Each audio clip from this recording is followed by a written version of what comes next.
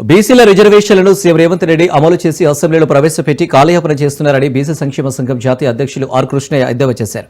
Hyderabad Indira park వద్ద 42% బీసీల రిజర్వేషన్ల అమలుపై ధర్నా నిర్వహించగా ఆర్ కృష్ణయ్య ముఖ్య అతిథిగా పాల్గొన్నారు.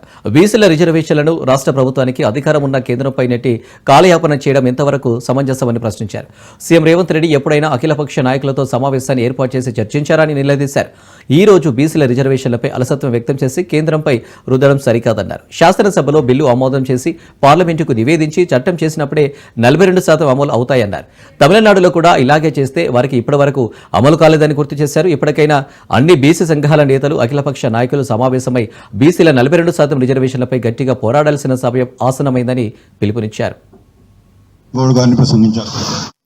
పంపి చేతులు దులుపుకుంటే సరిపోదు కదా, కేంద్రానికి పంపి దాని మీద ఏనాటి చర్యలు తీసుకున్నావు? కేంద్ర ప్రభుత్వానికి దగ్గరికి అఖిలపక్షాలు తీసుకుపోయినావా? పోనీ బీసీ నాయకులను తీసుకుపోయి ప్రధానమంత్రి తోటి కేంద్ర ప్రభుత్వంతో చర్చలు జరిపావా? దాన్ని అమలు చేసేటటువంటి పద్ధతి ఒకటి. రెండవది, చాలా మంది ఎక్స్పర్ట్స్ మాట్లాడితే స్థానిక సంస్థల రిజర్వేషన్లు, బీసీ రిజర్వేషన్లు, ఎస్సీ ఎస్టీ రిజర్వేషన్లు నిర్ణయించే అధికారము రాష్ట్ర ప్రభుత్వానికి ఉందని 243(d)(6) లో స్పష్టంగా ఉంది. దాని ప్రకారము రిజర్వేషన్ నిర్ణయించే అధికారం మీకుంది.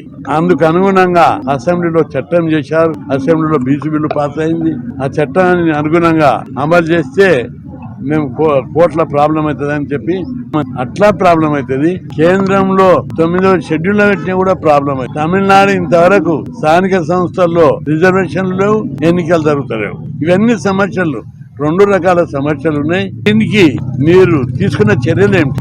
ఉన్నత స్థాయి సమావేశం జరిపి అఖిలపక్షాన్ని, అన్ని పార్టీలను, బీసీ సంఘాలను